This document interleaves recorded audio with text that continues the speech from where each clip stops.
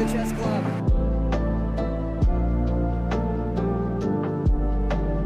We're aiming for a controversial 7 out of 10.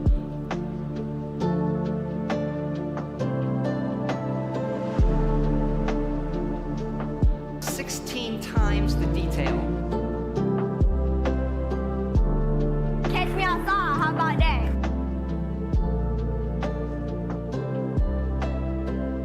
Welcome, everyone. Welcome. 'Tis the day where we talk about stuff and things together. How we doing? How we doing? A little bit different. Today, we are going to be doing a shorter stream because basically yesterday I made the commitment to you guys that we would, for one, talk about the Dragon Age new trailer that drops this morning, and also about the S.T.A.L.K.E.R 2 stuff, because we didn't really get to it yesterday. So that's what we're going to do. That's what we're going to do, okay? It's going to be a good day. Making fish and chips. I'm jelly. I'm jelly. Anubis, thank you for the sub. And also War Dog, thank you for subbing with Prime as well. Pretty cool trailer, not gonna lie. Says CVP. We're gonna see it. I haven't seen it. We're gonna see it. Yeah, today I have an actual, like, this lid is just leaking out of this water bottle. It's a disaster. I have an actual, like, appointment. So even if I wanted to go long today, I can't really do that because of that appointment, which is how I'm going to keep myself on track. I'm just swapping lids because this is the new lid and it's garbage. But just the straws aren't the same size. I thought, no, I guess this is bigger. Okay. I guess it is bigger. I didn't even notice. Forgive me while I swap straws. Dripping water all over the place. Oh, Jesus. Oh, okay. I'm a professional. Don't worry. Don't worry about it. Don't worry about it. It's fine. I swear to God, I didn't pee myself. I spilled water. That's gonna go up on LSF, right? Streamer Luke Stevens seen with completely wet pants. Claims it was water. Oh man. Just do an appointment vlog? Well, it's gonna be weird. I'm going to get a massage. It's gonna be good. It's really helped my back and my neck to get regular massages, and I look forward to it. I get them like once every 5 to 6 weeks, but yeah, I look forward to it a lot. But you have to hydrate before a massage. If you don't, like some massages, you'll get them and you will feel like you have the flu afterwards. You don't believe me? Google it. Like people will actually feel like they have the flu after the massage because it releases like so much acid into your blood. So you just have to be super, super hydrated before and after. So I'm trying to do that because last month I didn't and I felt like death. It was bad.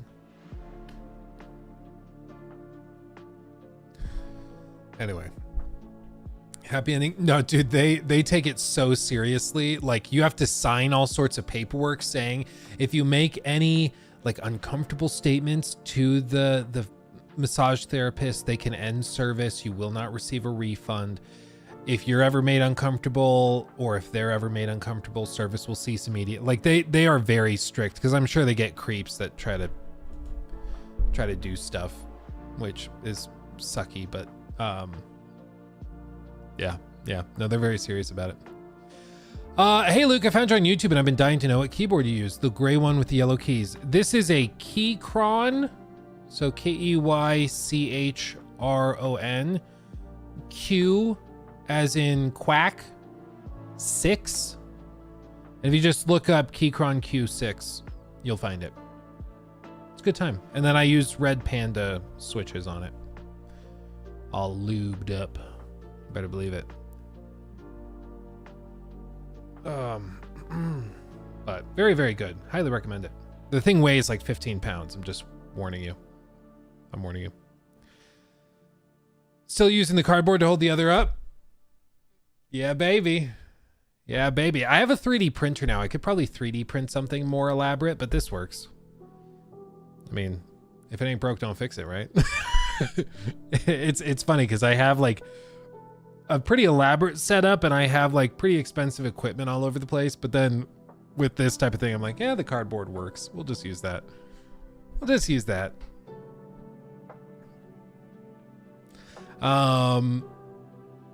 My wife and I got a couples massage on the beach in Maui. Oh man, I haven't ever done something like that. This is just at like a place kind of near. That's like 30 minutes away, but it's good. Should we see this trailer?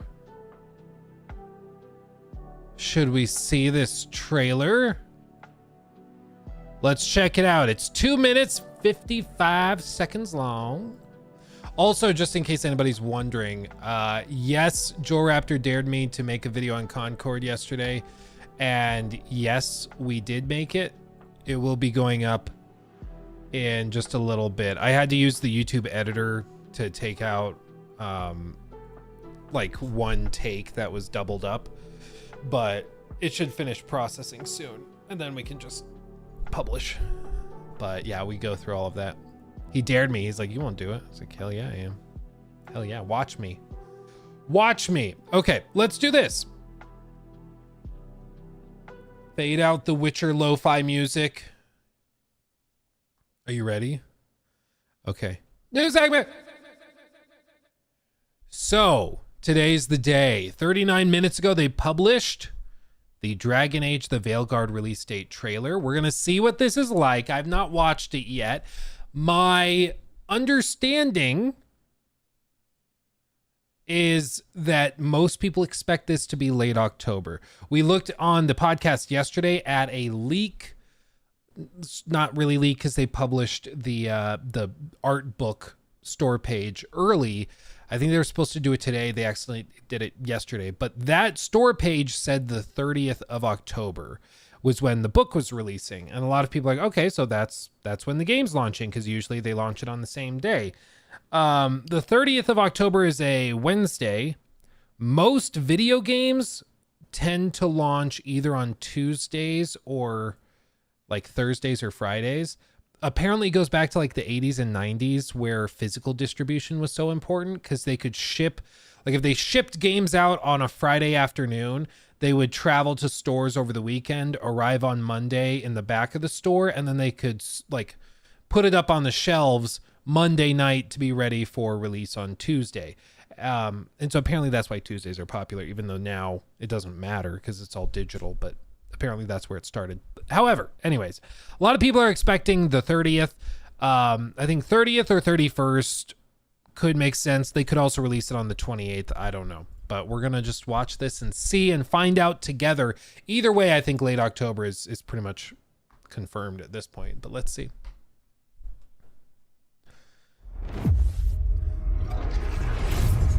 BioWare and EA.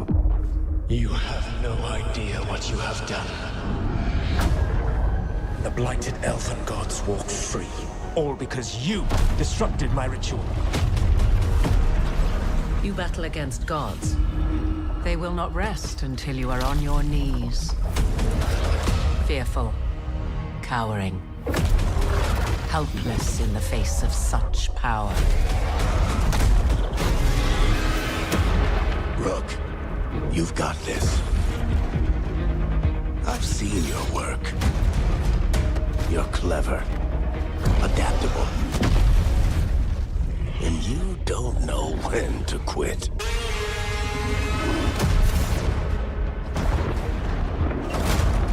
You want allies to go after the gods?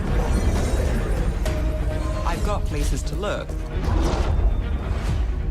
Where do we start? I'll be damned. Ooh. A griffin. In war, victory.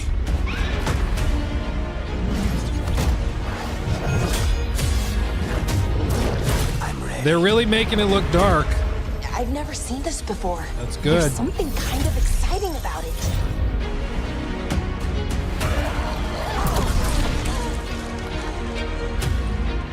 What is happening to me?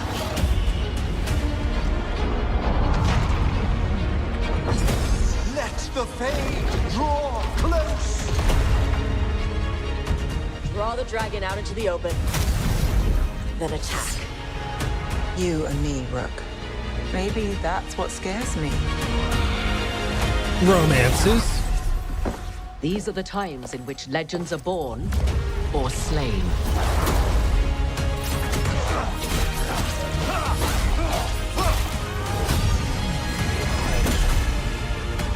Our gods are back. Our gods. How do we stand against that? I believe in all of us. So let's get it done.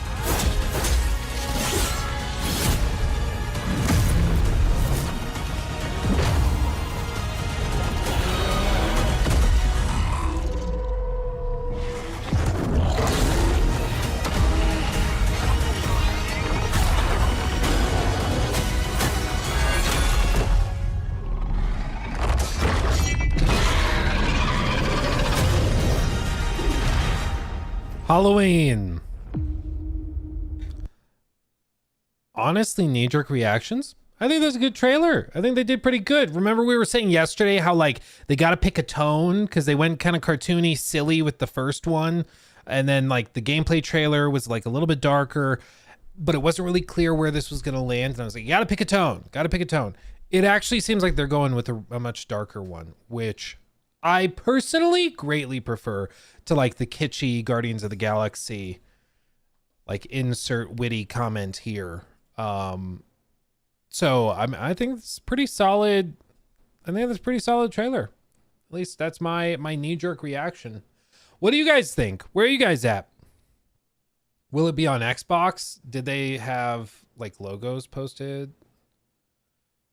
I mean, I'm sure it's on Xbox. Yeah, they don't show any logos, but yeah, I mean, there's no way it's not.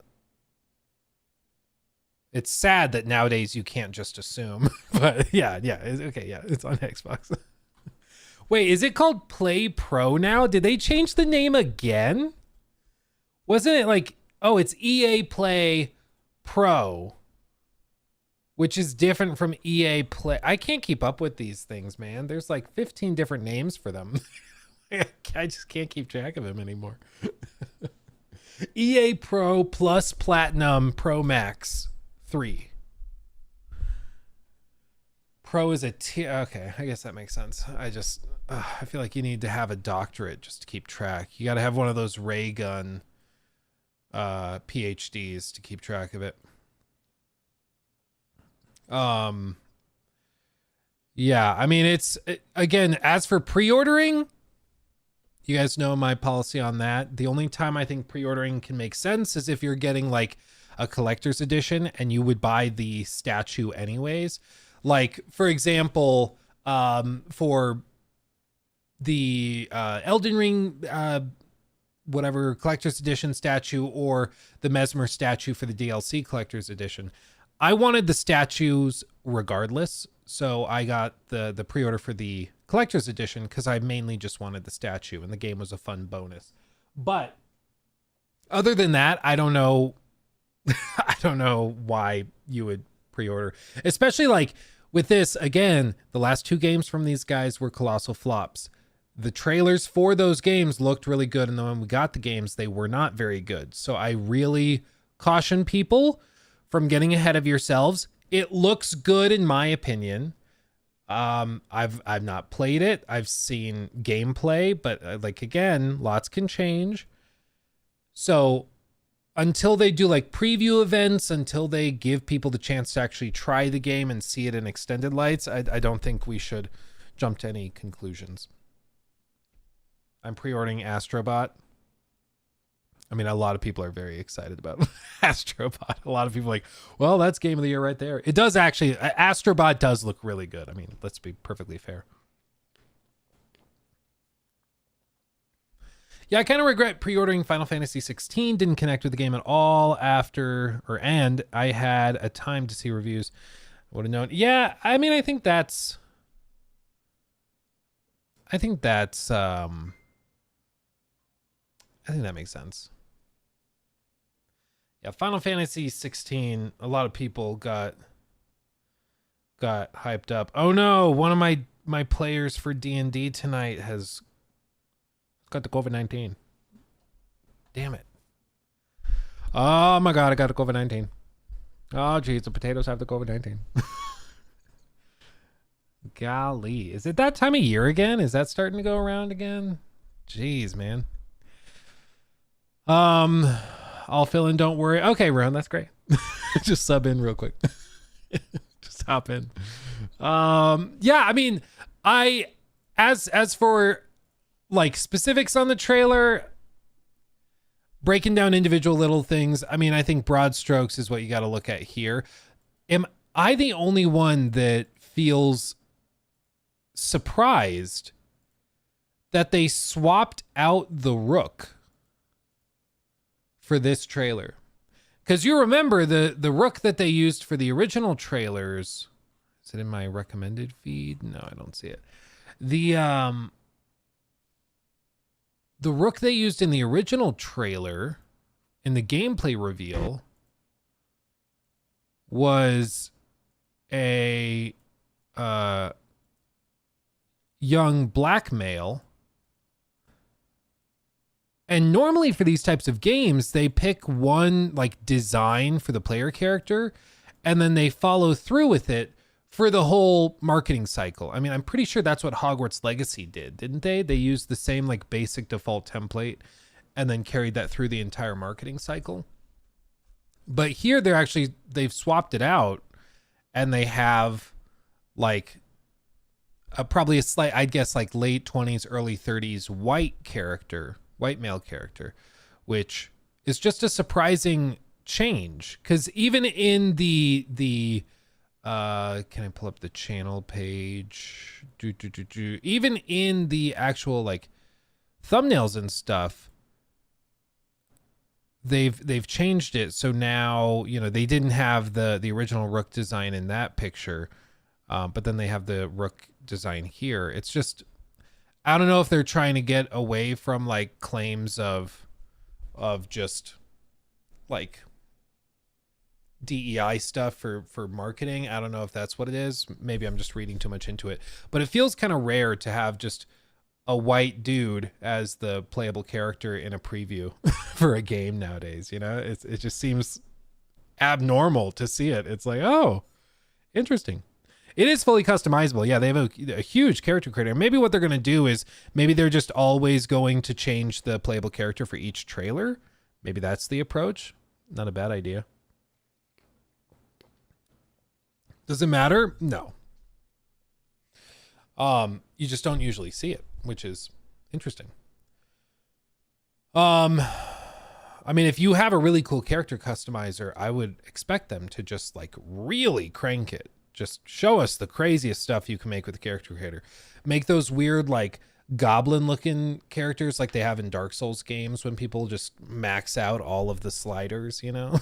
Just do that. What do you think about the skeletons in contrast to everything else? I mean, in general, it seems like they are really pushing for a darker tone, at least in this promotional material.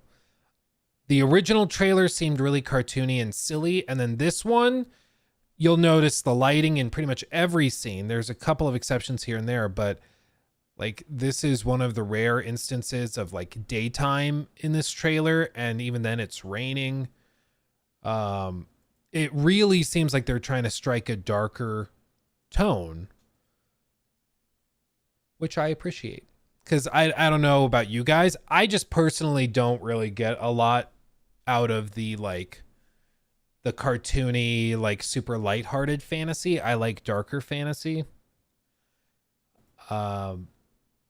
It's why like I struggle to go back to a game like Skyrim regularly, because I just like darker fantasy, and the lighthearted fantasy just is not that interesting to me. But They got all this stuff. The combat, we get a little snippet of the combat. They have some big dragons and monsters and stuff. I like big set pieces. You guys know me. So I love seeing that stuff. Saying you don't like the cartoony looking skeletons. Like, do you mean like the big one? Where was it? I just saw it. If we go all the way back. Do you mean like the huge one or like the little ones?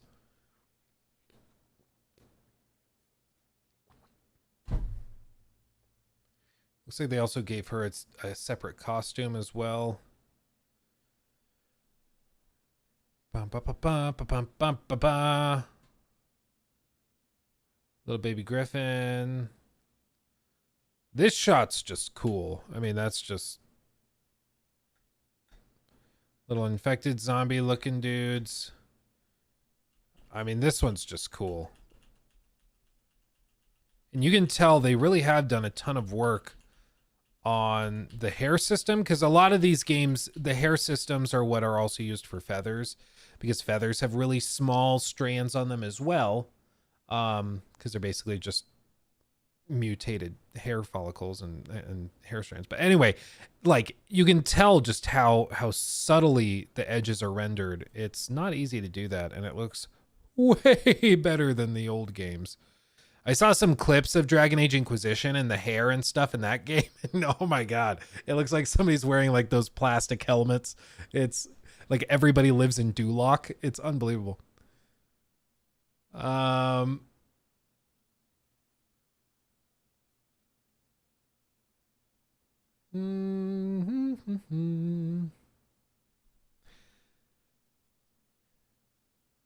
Ooh, flirtatious. That's just a cool transition. Did you guys ever watch the making of, I think it was making of God of War. It was like Raising Kratos. And in that, they're talking about taking Freya and transitioning her from bird to person in one shot, like without any cuts or anything. And they talk about how freakishly difficult it was to do that smoothly. And I think what it is like right here, they spawn in her character model. You can see her head kind of appears beneath the raven. And then the raven starts to despawn. The head like clips in, the wings are still there, the tail's still there. But it transitions out. And now like the raven's fully despawned, like right here, I think, that frame. And then it spins around. That's just a smooth transition. And if that's running real time, Jesus Christ. That is not easy to do. Yeah, that's totally Raven.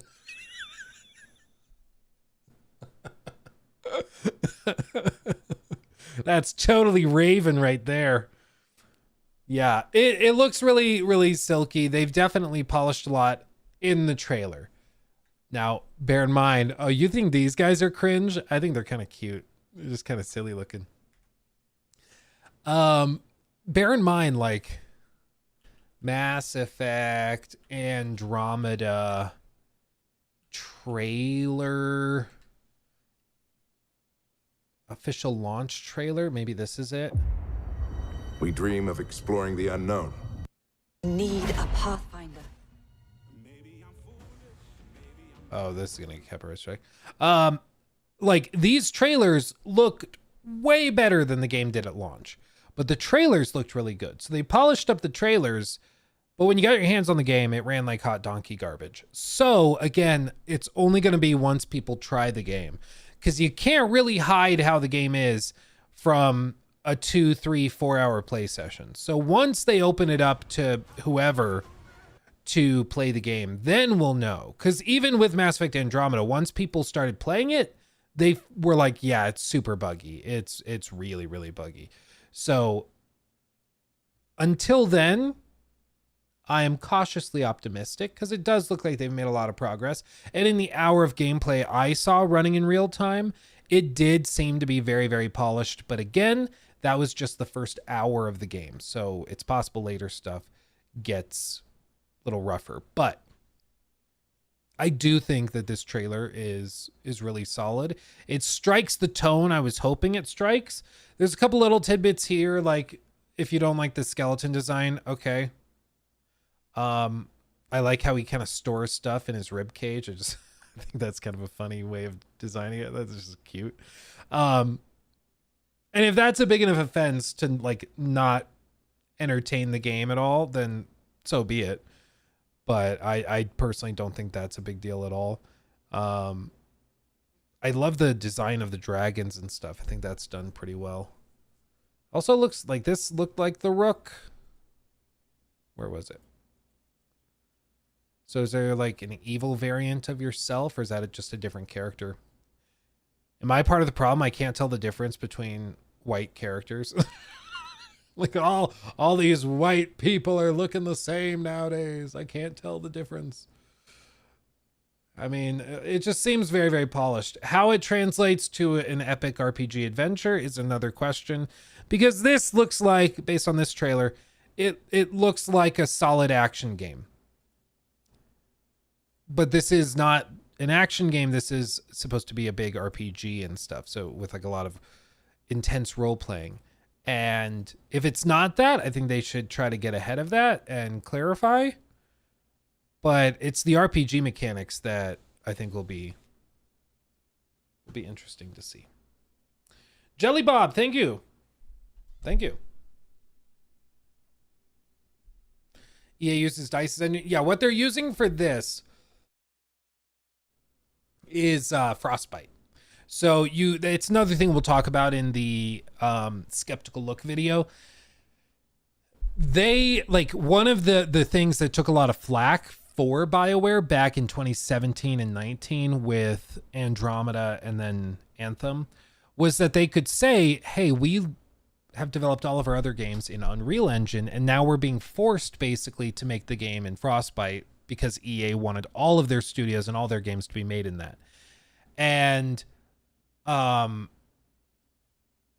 as a result of that, it kind of deflected a lot of criticism because people are like, yeah, that is kind of sucky. Yeah, the game's problems are mainly technical, which you can point to the engine and the software teams and stuff. And so it kind of lines up. It makes sense. But with this, they are using that engine.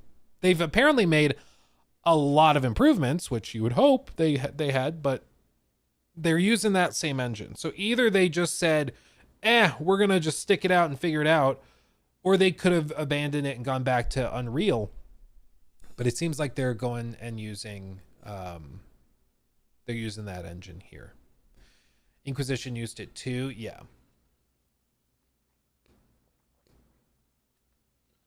So, it won't be for everybody, but no game is for everybody. So, you know, you shouldn't be that surprised. But based on this, cautiously optimistic. Seems like they've really tried to go all out with it. I know some people are going to throw fits about it and stuff, but then don't buy the game. I mean, it's really that simple. If you see it, you don't like it, don't buy the game. If you see it and you like it, buy the game. Cool. Easy peasy. Easy peasy. It is funny. I was playing The Witcher 3 last night and somebody was like, I saw somebody in chat earlier. They're like, I just need The Witcher 4. I need The Witcher 4. And they said, because I don't want to deal with any more of this. I think they called it woke garbage or something. Let me see if I have the clip of it. Yeah, I do. I'm just saying, imagine if they dropped a trailer with this guy. Do you remember this guy? Elhal? You remember Elhal? Imagine if they dropped a trailer for The Witcher 4 and showed dialogue between Geralt and Elhal. People would lose their freaking minds. But they conveniently forget that this was in The Witcher 3 in 2015. And it's just, like somebody that makes fine clothes for the wealthy nobles. Elhal's an interesting character, especially with regard to how they interact with Dandelion. But I've noticed people conveniently forget things because they want to act like this is all very, very modern. And it's like, no, this game's almost a decade old. I'm sure people did throw a fit about this back in the day, but still.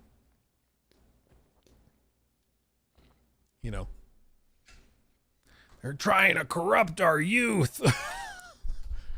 Save the children. Oh, man. God, I feel old now. Yeah, dude.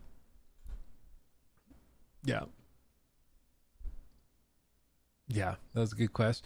It's a long quest, too. It's a very long quest. Because like I said, I was just playing it last night. And so I was recording it and ran into that. And I was like, oh, I kind of just forgot about that. I think with a lot of this stuff, people are just going to start to get bored with the discourse and just be like, you're still throwing a fit about that stuff. Okay, cringe. Just move on with the day. Because it's just not worth the trouble. It's not worth the trouble anymore. Okay, should we talk about this? New segment, Stalker 2. Okay. Excuse me, guys. Okay, here we are. We've received more information about Stalker 2. Little backstory with this. I've played the game. I played a demo for about half an hour at Summer Game Fest. Prior to that, Joraptor, my co-host for our podcast, the Free Roam podcast, he played it at Gamescom last August. And it was as far as I understand it, they were two different demos.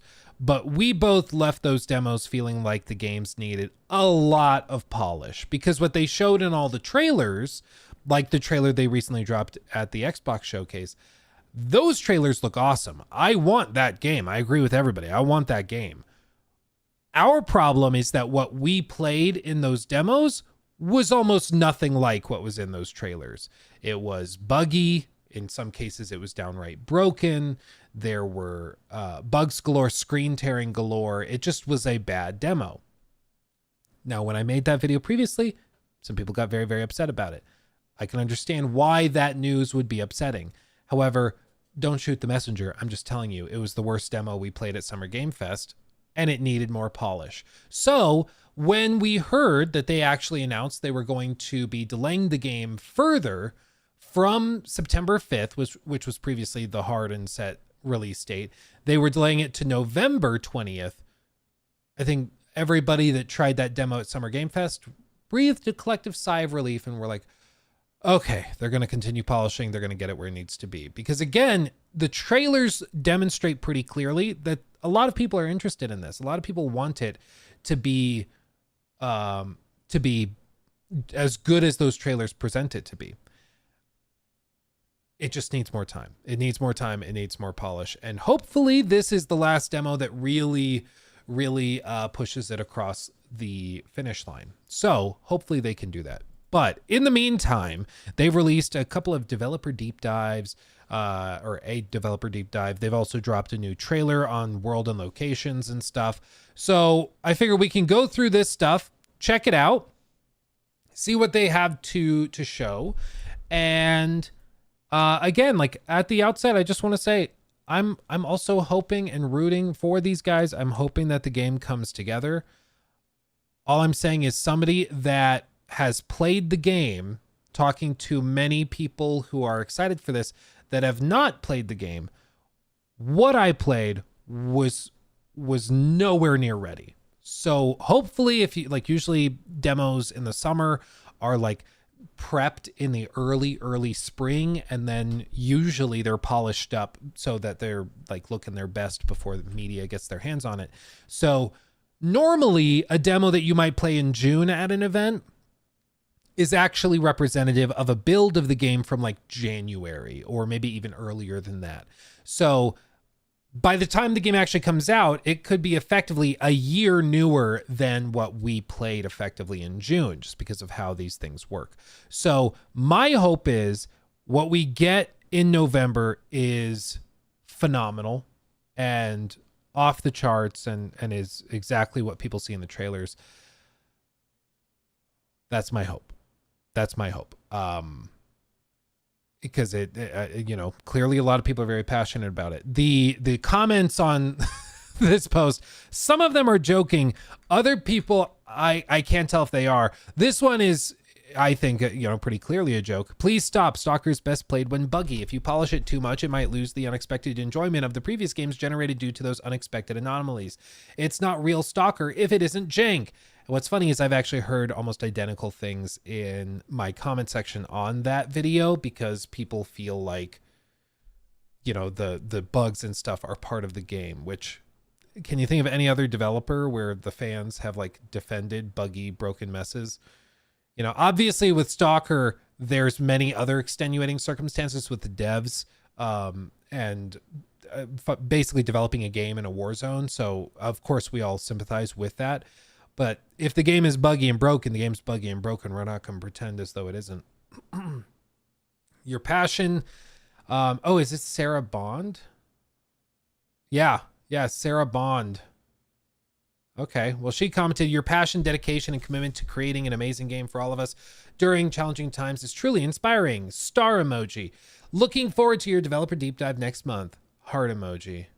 Times are challenging, but with your support, we will go through it. Thank you so much for your kind words. Can't wait to share developer deep dive with our players on the Xbox media channels. Take your time and please take some rest. You need it. We'll be waiting no matter how much. You guys take as much time as you need. I'm sure it'll be absolutely worth the wait. I'd rather get a delayed but polished product than a rushed and poorly made one. Great choice. Yeah, and hopefully that is what we actually get. Hopefully it is fully polished and ready to go. This is good to know. However, like I know some people have pointed this out. They released the original release date was aimed at April 28th of 2022. And then they delayed it to December, and then they delayed it to 2023, and then they delayed it to Q1 of 24, and then they delayed it to September 5th, and now they've delayed it to November 20th. I understand that frustration. I think this is an exceptional case, and I'll defend them here because literally there has been relocation and an actual war that has complicated this. So it's not the same as if you're pointing to a studio in like California that announced a game for release 2 years ago and then has delayed it out like this. So I don't think that it's necessarily the same thing. I'm not sure if that's totally fair to be like, look, they've delayed it so many times. Yes, they have, but they've literally been going through a war. Okay, so like I think we can cut them a wee bit of slack with that. But having said that, let's see this actual look at the game. Let's see this developer preview thing. Developer deep dive.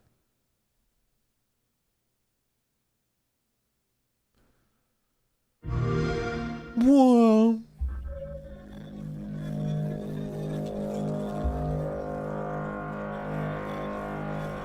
The term used to describe the bounty hunters that delve deep into the zone. Restrict the area around the Chernobyl power plant.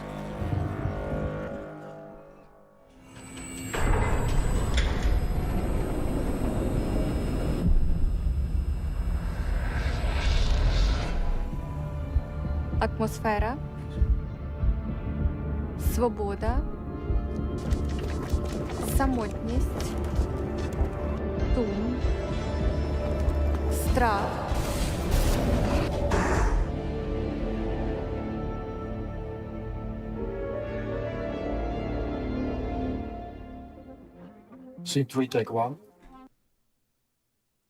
Мене звуть Марія Григорович, я креативний директор S.T.A.L.K.E.R 2.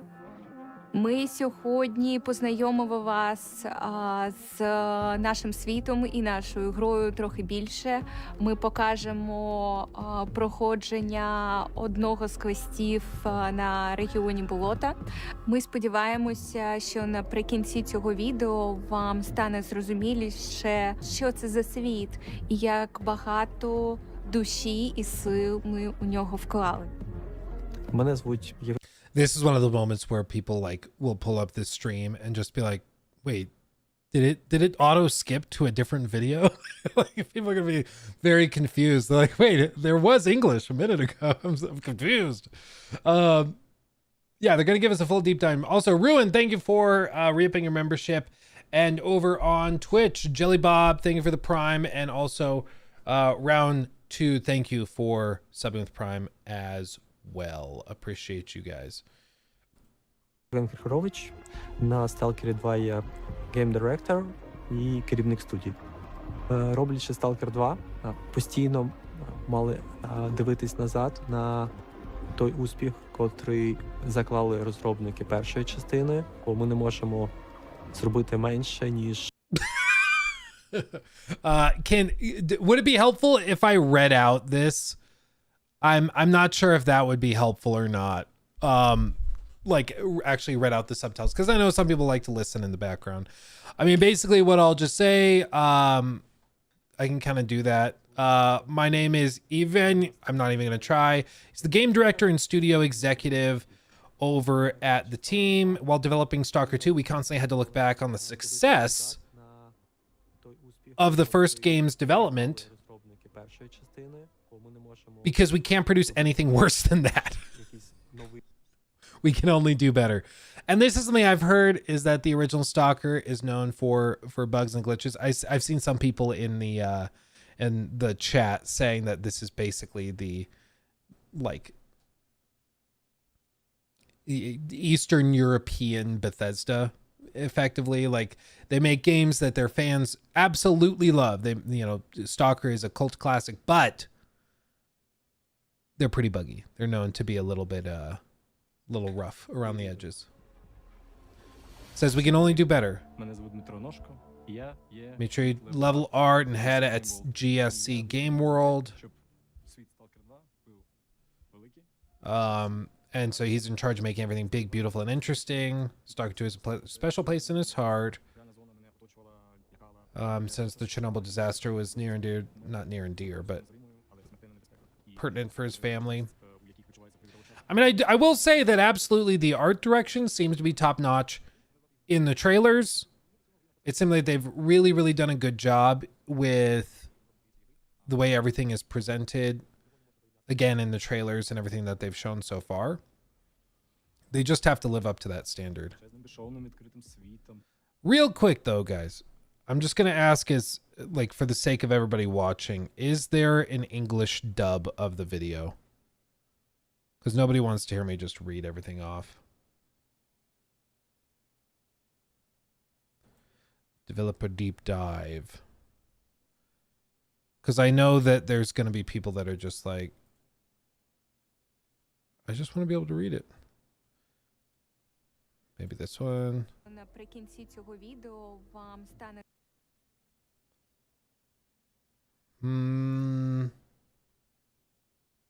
Read it immersively.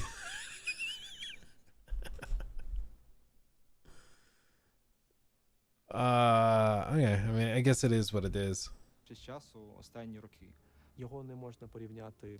It cannot be compared to any other game because there is no such other game. Dramatic music. S.T.A.L.K.E.R 2 is a huge, seamless open world consisting of 20 regions.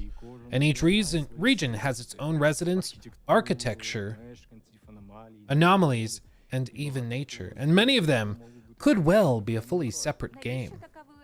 Why the zone is so fast? Because it's about freedom. To give the feeling of freedom, to give the feeling of loneliness, to give the feeling of anxiety. There are almost no barriers in the game that wouldn't let the player go somewhere. In most cases, the player is free to explore any location, and most of our locations are real prototypes. Some of them were implemented exactly how they are. Some have been polished or redesigned. We look at a bunch of references and studied all the real places carefully. So I guess I'm just confused when they say prototypes. Does that mean that they just designed it once and didn't iterate, or does that mean that they're like copies of real world locations? Maybe the translation's a little clunky, because I'm not really sure what that means. Studied all the real places carefully. The nature of the zone. This is very unusual combination of settings based on the real world. And I personally find the idea and its implementation very original. For me, Stalker 2 is about stepping into the role of a stalker in a good way. The player here, they are the body of a stalker, in the body of a stalker. The game gives an opportunity to be the kind of stalker you want to be. Go where you want, do what you want. And again, like, that's great. Love open world stuff. Like, that's what people want to play.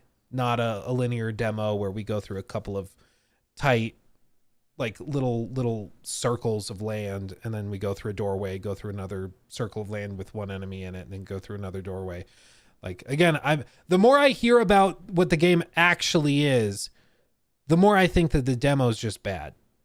And that's why my hope is that the full game is like this, you know, because this sounds much, much better. Anything's possible, and that freedom is the foundation of Stalker. The quest. Skif gets the swamp. Region used to be inhabited. There are no stalkers here, but lots of other dangers may occur. The point of this quest is to turn off the appliances to access a key location, the base of the clear sky. Skif is a common person with a very complex destiny. He is not a superhero, and he is of complicated nature. He is not very talkative, but he is not afraid to act.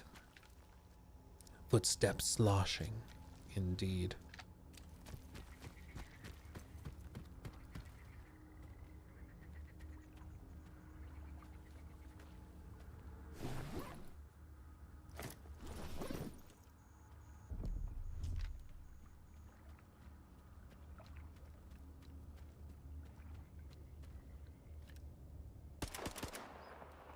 It's a dog rabbit. You will not be able to see all content and meet everyone within one walkthrough.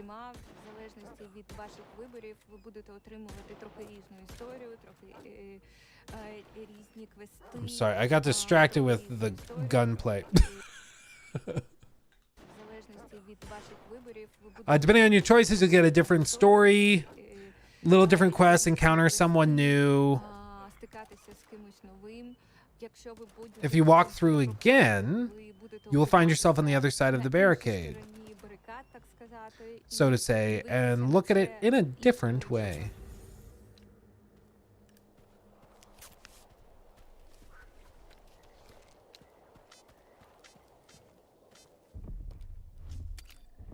The beeping.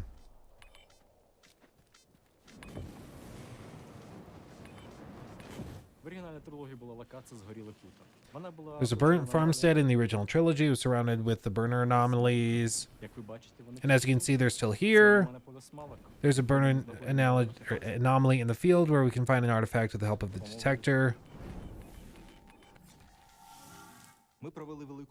We worked a lot to ensure players can immerse into the main plot of the game. We wanted to visualize events and characters that you can get to know and whose goals and view of the situation may resonate with you. Ultimately, the path you choose will open the zone to you from its unique side.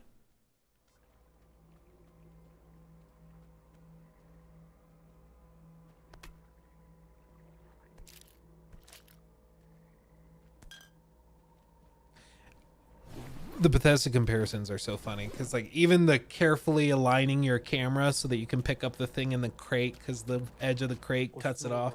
It's a very Bethesda thing. With our design solutions, we had to have a player get, or we wanted the player to get an authentic experience.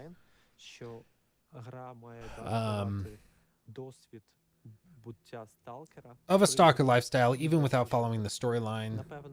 I guess one of the core drivers of the player's progression and power is searching the area and finding new equipment, weapons,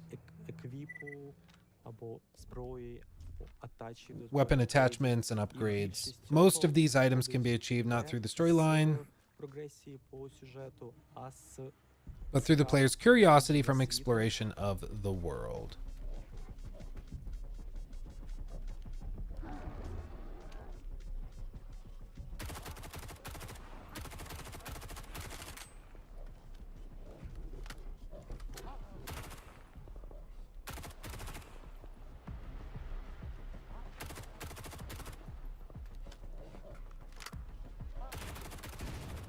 Boom goes the dynamite.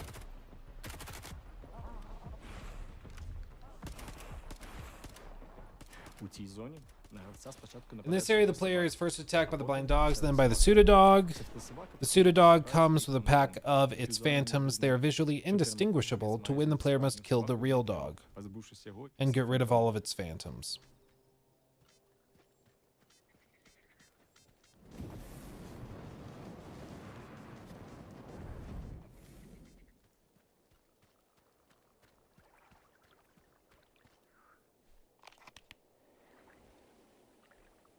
Travel to the swamps. To all Clear Sky personnel, we have been forced to leave the base. It is impossible to determine the exact date of our return at this time.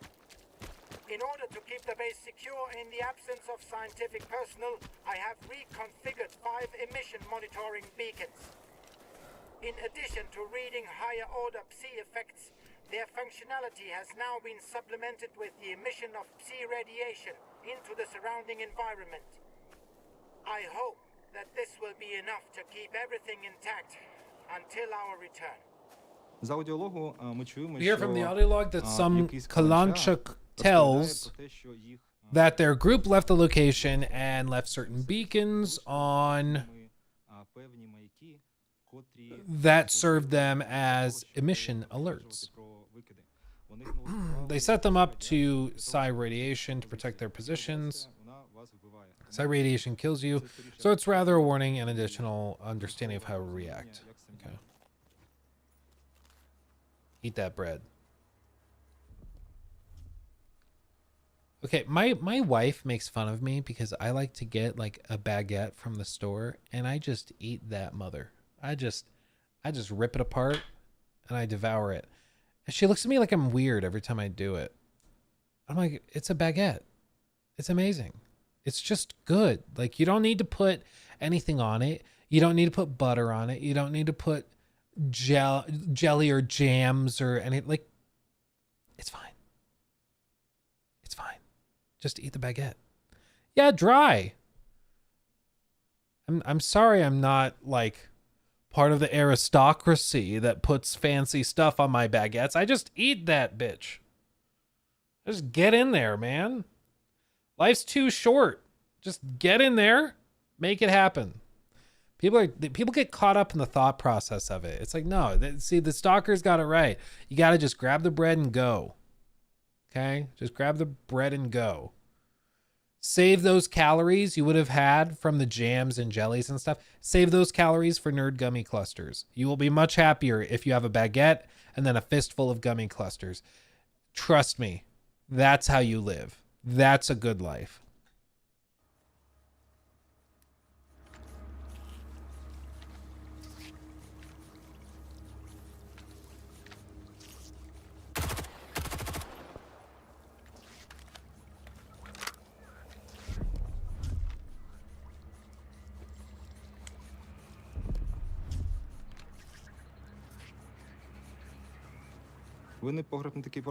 The wine cellar doesn't seem to be empty. The rodents live here.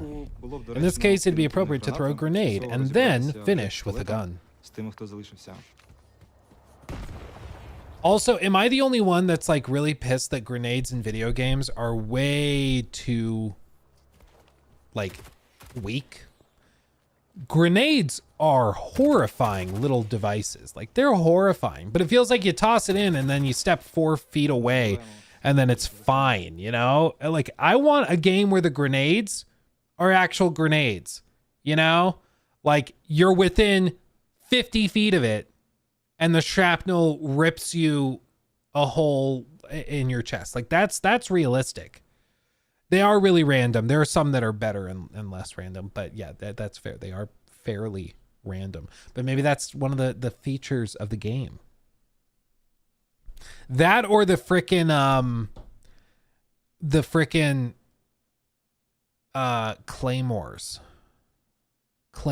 or what was the name, like bouncing betties, I think is what they're called. The grenades, I think they used them in Vietnam, where like if you stepped on them, they would shoot up into the air to about waist height and then they'd shoot out shrapnel and little metal beads and stuff in all directions, and they would just straight up cut people in half. Like, those are horrifying. Those are actually horrifying. I think those are in Call of Duty, though. I think I do remember those in Warzone. Oh, yeah, no, they totally are. Yeah, because I remember we used to put them, like, you remember the buy station with, like, the folding out things, and then you put the bouncing betties on the tray of all the goods that the shop sells, and it would sometimes clip into the health packs, so you couldn't even see it on the buy station. So people would go up, press, like, whatever to buy something, it would pull up the menu, and then it would bounce up and blow up and kill them without them realizing it had ever happened, which is... you know, that's one of those OG strats from early days of Warzone. Yeah, good times. Good times. Yeah, bouncy betties, I think, are outlawed now. Yeah. Yeah, I think they're outlawed in the same way that like, you know, chemical weapons and like mustard gas, stuff like that, you're not allowed to use, but I mean, bad guys will still do bad things. You know, they're not going to be like, it's also illegal to go to war with countries, but they still manage to do that. He may be hungry. He may want to sleep like a real person. Every such little issue reduces his efficiency. So you should always keep an eye on it. Water gurgling. Can water gurgle independent of a mouth? I always thought gurgling was like something your mouth does to water. Can water gurgle itself? This is getting too meta for me. I haven't had my coffee, so I'm losing it. In the original trilogy, many locations were not available to the player, and we unlocked them in S.T.A.L.K.E.R 2. For example, this church cellar in the original trilogy, it was unavailable. There is a rodent's den inside. The door is locked. You must shoot the panel through the crack in the wall. Then we get into the room where the award is waiting for us. So people who have played the S.T.A.L.K.E.R games, he just alluded that this church cellar was locked out. So like, is this game literally just like a combo of all the game maps from before? Like it's all places that you've seen before? Or have they done like new stuff?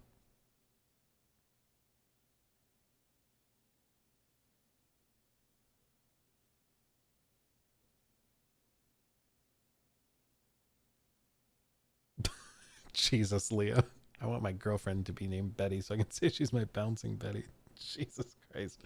Yeah, but I miss the lockdown era Warzone streams too. Those were the days, man. Those were the days. And then Warzone got like super freaking sweaty, and now it's just all 12-year-olds slide canceling all the time. It drives me crazy.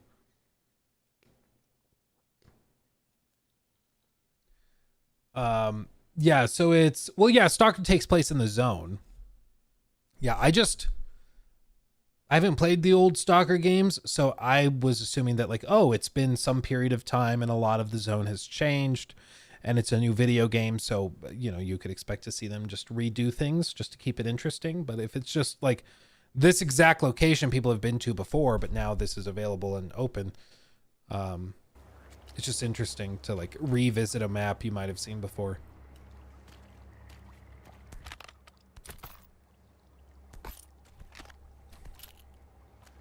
Grabbing ammo.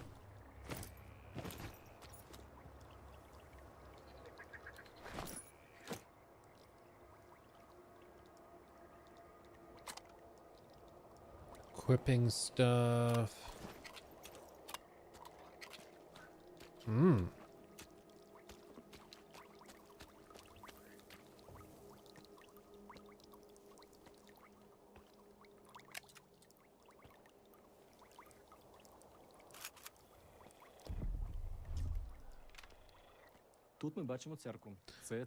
This is the central most prominent location in the swamps. It's a hideout of...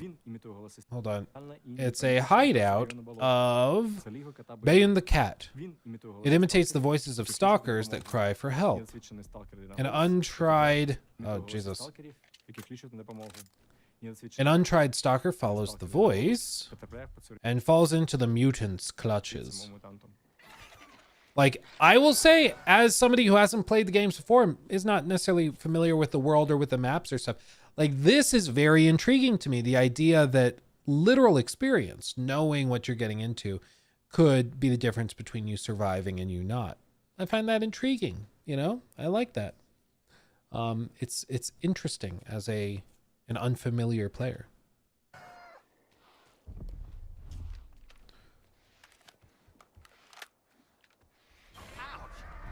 Напевно, одна з Probably one of the most important points in creating this world and making it feel genuine світу і для відчуття справжності його is the artificial intelligence. 1000% agree. It's such an oversight with devs now. It is wild. Like, we just were talking with Joe Raptor on the podcast yesterday about one of our main concerns with Star Wars Outlaws, which, to be fair, we haven't gotten review codes, we haven't played or anything, but there's just like brain dead AI in so many of these games nowadays where, you know, it's like you see the encounter and it's literally just 3 or 4 bad guys that are standing there behind some crates and then stand up and shoot you and then duck back down, stand up and shoot you and get back down.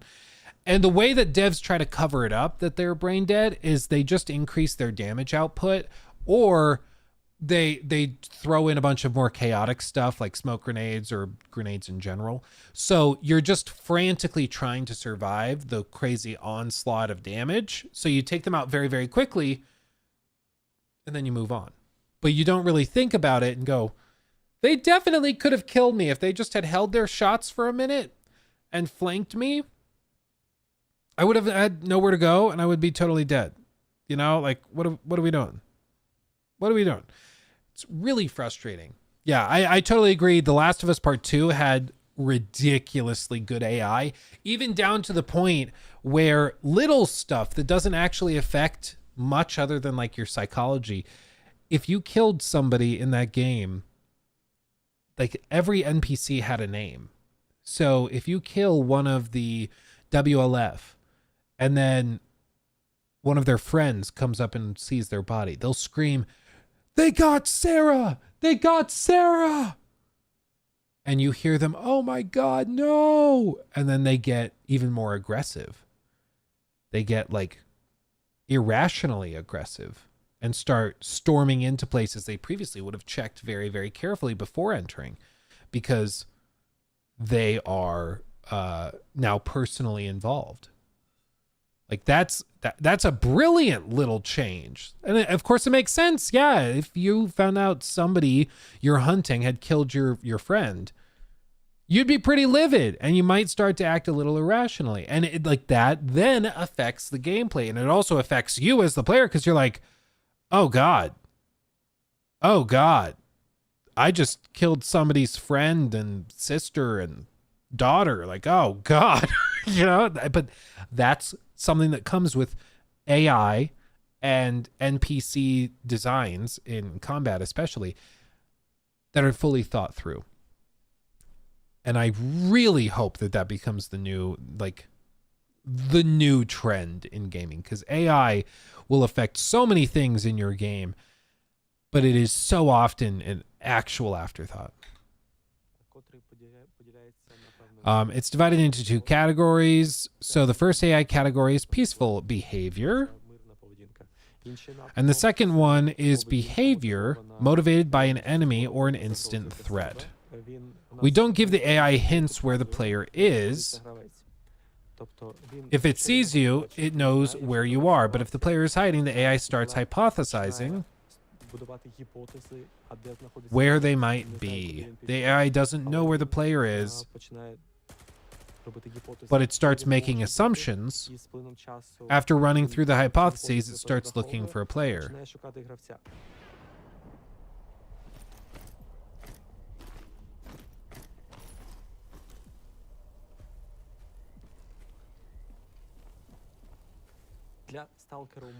There's a large variety of weapons in S.T.A.L.K.E.R 2.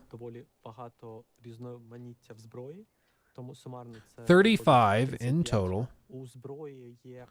Weapons have high potential for diversity, because the same weapon with various upgrades or attachments starts to feel different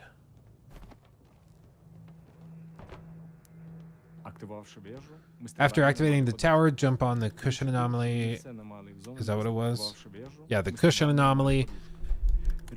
Not all the anomalies in the zone are dangerous. Some might even help. The cushion provides soft landing to avoid getting hurt while falling. What's going on? I can't feel anyone. Where are they? Tell me where they are.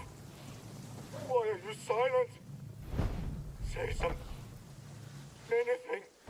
Робити гру, яка Making the game, which is in so many настільки aspects about багатьох freedom. аспектів про свободу, це It is very дуже difficult technically. This is важко very технічно, time consuming Це дуже важко взагалі по часу, тому що because свобода freedom це, means означає, що кількість that the number of options that the player will follow and what they will do, що він буде робити, вона росте it grows in geometric progression. So it's an unspoken amount of everything.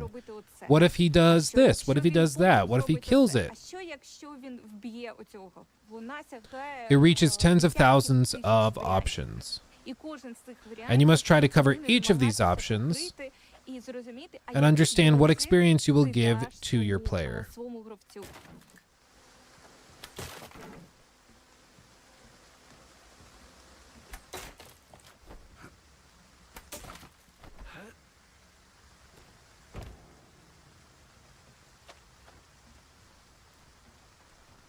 Always check for tripwire.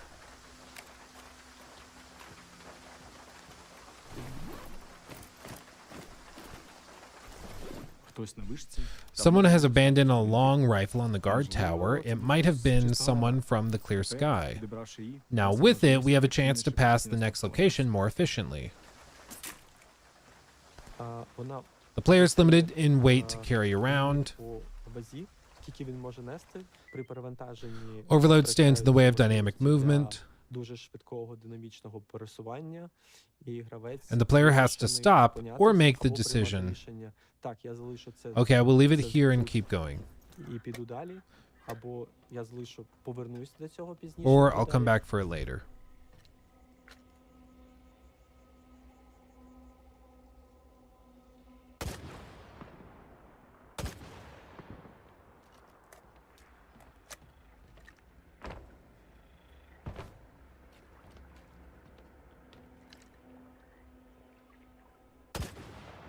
Bra!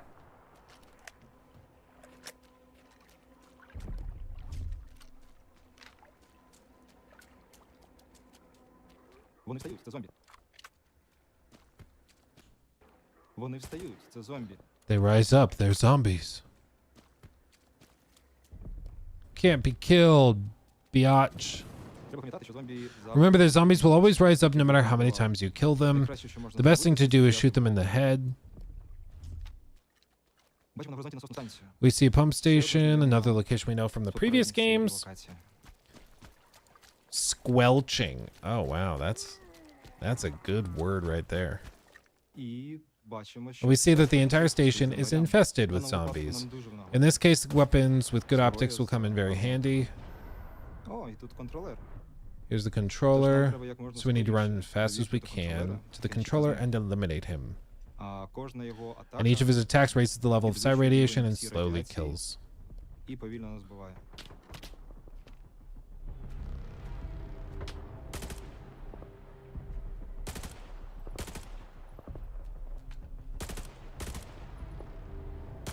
There's just something I find deeply triggering about first-person shooters played on controller. Because, like, you can see it.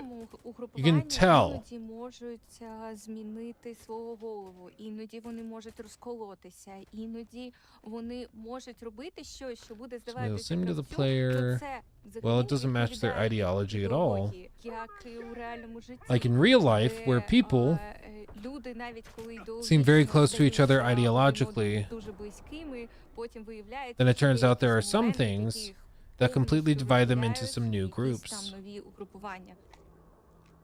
В оригінальній трилогії було In the original багато trilogy, the людей root, у зомбі. um, Тому The routine of the people in the zone was not much presented, so we have done that in the second part of the game. And now each faction has a certain feature in the arrangement of their permanent shelter. For example, loners, even in their permanent camps, prefer to remain alone or in small groups. The duty members are also committed to pre-military discipline and order, but monolith camps are probably the brightest population. They look especially scary in such places as kindergarten or school. You would agree that a contrast of children, beds, toys, and headless bodies next to each other looks extremely creepy. You learn these people's stories, interact with them the way a real stalker would. I like how it's like you'll interact with these people as he's just unloading clips into them. As a real stalker would. Yeah. I believe we managed to convey this. This game will be interesting to those enjoying the story, and also to those who prefer replaying the game multiple times, ignoring the story, just exploring the world. What have I done wrong? Why have you abandoned me? Was I not your voice? What have I done to deserve your silence?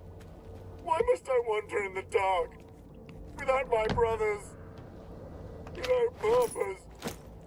Answer me! Forgive me.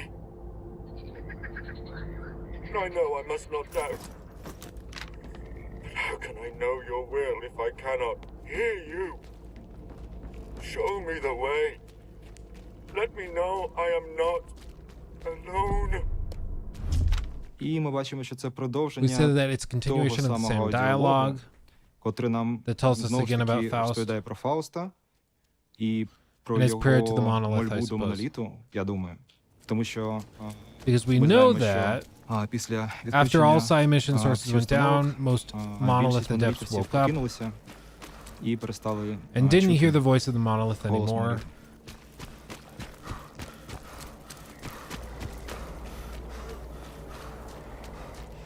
Ми не хотіли робити гру We didn't want to make the game easy значно for the player, простішою, щоб гравцю було комфортно, тому що, як на нас, because we це believe that this would kill the вбиває, grip of reality. відчуття справжності. Якщо гравець має багато If шансів the на player can easily make помилки, mistakes, cannot він не die, помирає, він має gets the hit points регенерацію regenerated. хітпоінтів. Ні, тоді No, це it's не not a Stalker. stalker experience then. Ця постійна динаміка, In my і opinion, this неочікуваність, constant вона, dynamics of як на unexpected мене, turns creates this amusing створює experience саме that, цей цікавий досвід, котрий після закінчення when the battle ends з'являється якийсь момент затища, and it's quiet, пережити і відчути you can muse on this amazing experience, praise the decisions ті рішення, котрі ти мав that you had to make on the spot to survive. щоб вижити в цій ситуації.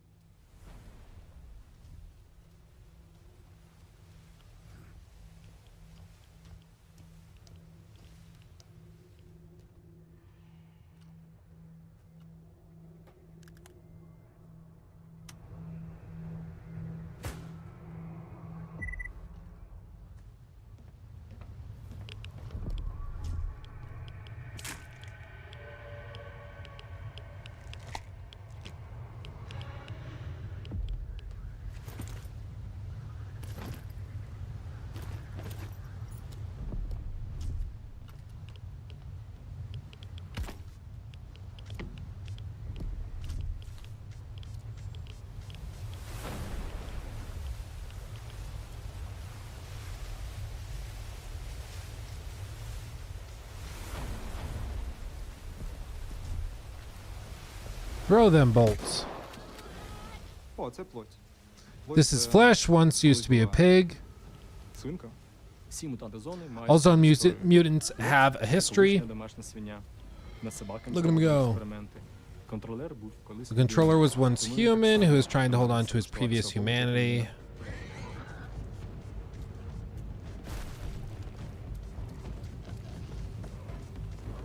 I love how they can get affected by the anomalies too. It's just a really good touch. Because it's another one of those things that drives me crazy about a lot of games where they're like, yeah, the NPCs and enemies, they aren't really affected by the same environmental hazards that you are. They're just immune because that's what we're doing. And it's just like, that's kind of sucky. Sent him to me. I know it. He says our brothers are scattered all over the zone, lost, with no memory of themselves. He too did not know who he was. But that doesn't matter anymore. Strider and I will find the others and help them remember. Whatever has forced you to remain silent, we shall find the reason and set things right together. This I swear. Тобто в Сталкері So in ти Stalker 2, не there is no leveling качаєш system свій рівень level 1, 10, 15, like level 1, 10, 70, 15, 80, 100. and so on. Ти Your progress is інвестуєш reflected in better knowledge більше, of the починаєш environment, краще знати цей світ, швидше in реагувати. faster reactions. Як на мене, To my mind, this це is exactly what the саме players would те, expect що from всі Stalker. очікують від Stalker. Ну, мені здається, I believe we нам managed вдалося to reach the досягти balance балансу, коли because our game is гра challenging for the player, одночасно і челенджева, і одночасно залишає великий простір but can для also be винагороди. quite rewarding.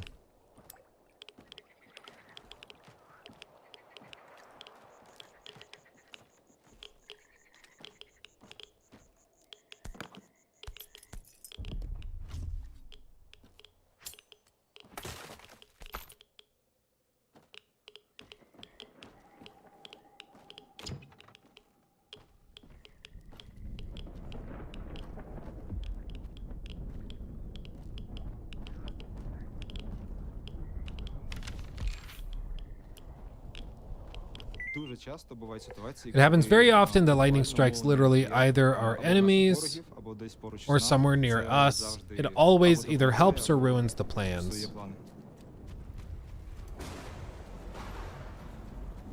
Ми взялися We have за taken on один one of the most з challenging найскладніших, projects в історії in the history of українського Ukrainian як game мінімум development проєктів і найскладніший для and the нас. most challenging ще на for us. початку It was це very дуже ambitious in the амбіційно. beginning, Але but over з time it часом became це more ambitious ставало ще амбіційніше, and more і при difficult цьому складніше, і при цьому and even ще more цікавіше interesting to робити. do. Found by loners. Found with this tied around his neck.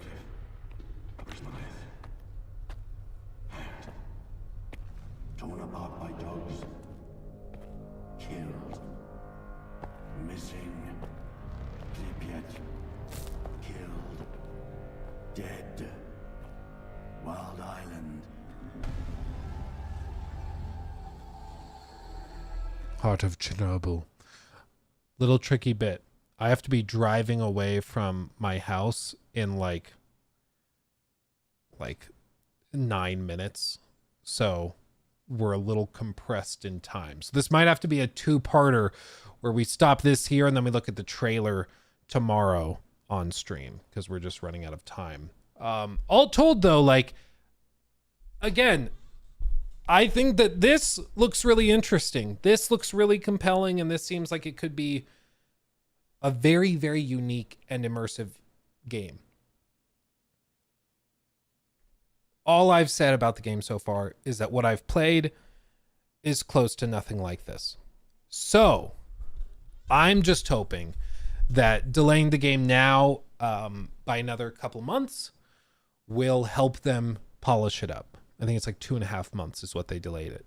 So I really hope they manage to pull this off. They clearly are super passionate about it. They just need to refine it. And I think that they can do that. It's just going to be a matter of having enough time, the resources to do it. And I wish them the absolute best of luck with it, because clearly there's a lot of people that are very, very passionate about it. On the dev side, there's lots of fans very, very excited about it. Like, everybody's rooting for them to pull this off. And I just hope that the time that they've gotten with the additional delay will help them get it across that finish line. Real quick, let me let me say, Brandon, let me catch up on these. Well, let me start at the top. Philip Smith, thank you for the 5. Is teriology a scientific anomaly in this game? Because if so, I'm in. Yeah, you walk into like a cloud of smoke or something, and then you just hear somebody whispering, 1 × 1 is 2, because 2 actions have to create 2 consequences to those actions. You just start to slowly see radiation increase, and then your character starts to become even dumber and dumber until your head explodes. I think that'd be fun. They should add that.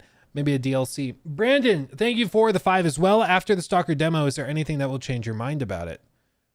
I mean, I just want to see them release or give access to like Stalker fans and then to press and media and let them play the game for an extended period of time. I now have 2 direct examples, me and Jor, and then everybody else I spoke to off the record at Summer Game Fest, and everybody who played the demo thought it was a bad demo. So we have 2 options. Either like the demo is just bad and the final product will end up being really polished and really good, or the demo is actually indicative of what like the state of the game actually is or will be, in which case that's not good. It's just going to come out really buggy and broken and super janky. Some people will still enjoy the jank, you know, some people will still be able to play it and enjoy it despite that. But like, obviously, like my job is to point this stuff out that I notice. And if I notice that the game is super janky, I'm going to point that out. So all I would hope to see is more transparency with letting people play the game, because we just have 2 directly conflicting things. The people that have actually played a version of the game almost unanimously say, yeah, it's very rough around the edges. But then the trailers look great. And then everybody who plays the demos are like, yeah, those trailers look awesome. That's what we want. We want that. But we didn't get that. So I just think that if they are making a lot of progress, if they are polishing it up, they should just be more transparent with it and show it to people, which I think hopefully we'll get in the next month or 2. But we might also not, because if they're really just trying to polish, then they might not have time to develop demos and stuff, which is fair. Mimic, thank you also for the 20. Very generous. Hey, like you said, the AI in games needs to be better. Do you think there's a point of too much realism? People have trouble killing dogs. If you make the humans too realistic, people will have a moral dilemma there too. I mean, I don't think it's for every game, to be fair, but I also think it's very interesting to see how people will be fine with killing people in games, but when it comes to killing animals, sometimes they draw the line there and they're like, no, I can't do that. So maybe it would be good for people to see more realistic humans in their games, and maybe they also get pause about killing the people too. I think it would make for much more interesting games. And I think it would change the way that they develop them. If you're playing, name any given video game, but you have little moments of hesitance when you consider killing one of the bad guys in the level. Because right now, I mean, the people in games are so stupid that they don't even really seem to be people. They're just like things, you know, they're just things for gamers to shoot at. But I think if you were able to improve the AI, that would change how they would actually design it and craft it, and it would change levels. It would change the premise of games as well. So I would like to see it. Maybe it's not for every single game, but I mean, what does a game like Grand Theft Auto look like if the NPCs are so hyper realistic, which they already were pretty good, and Red Dead was very, very good. But what if they become even more intelligent and realistic in their behaviors? It could get really freaky. In a good way. In a good way. If it's something like Stalker, too good of AI might inadvertently make games like GTA 5 worse. Yeah, it's possible. Like in a game, like I was saying, in a game like GTA, does super realistic AI actually make that game more fun? It might not. Do you think games journalists have gotten better or worse? I think you'd have to specify with when you're comparing it to. Better than like 2008, I'd say yes. There's a lot more honest reporting going on nowadays, and I think it's just because of transparency. But even at the top echelons of games journalism, it's basically a little boys club of, not little boys, it's a small group of guys that have all known each other for a decade or 2 decades or 3 decades. And you see that. I mean, I don't think it's a mystery why Todd goes on to like Kind of Funny Games. He knows those guys. He knows it's friendly territory, so he'll go talk to them, even though they get 70,000 views on an interview with Todd Howard. And then Maddie goes and does the same type of interview, but does 400,000. You know, it's because it's yeah, I misspoke. It's not Little Boy Club. Okay. That sounds really bad. Yeah. Oh God. Ginger Beard Man, thank you for the 20. We'll wrap up with this. Let's see. I was recently forced to sit at home due to surgery. Couldn't bring myself to play live service games. Started Final Fantasy VII Remake and couldn't stop playing. I think it's because they've made gaming a full-time job. Thoughts? Yeah, I mean, I know live service developers want every waking moment of every game, or every waking moment of every gamer to be spent playing their game, because the data is pretty clear that leads to more money spent. When you spend 20, 30, 40 hours a week in one game, that makes you far more likely to spend money on that game, which is why they do it. And why they want it. But as a gamer, like, I don't actually prefer that. I'd rather have just a really solid game, as opposed to something that is just designed from the ground up to milk me for all I'm worth. You know, it would be refreshing to get a really good game that is live service, but not necessarily trying to waste my time constantly. When does the Wukong review embargo lift? Tomorrow at some point. Tomorrow. But with that, everybody, I do have to go. I'm going to be late, so I do have to go. Much love. Thanks for hanging with me. We'll be back tomorrow. We'll look at Wukong reviews and all of that. Little tidbit. I got some information. If it's true,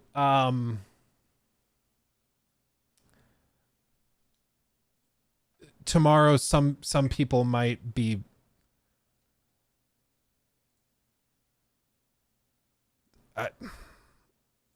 tomorrow's going to be interesting. I'll leave it there. I'll be coy. Tomorrow's going to be interesting if what they said was true. Okay, much love. I'll see you. Hugs and kisses, everybody. Bye-bye.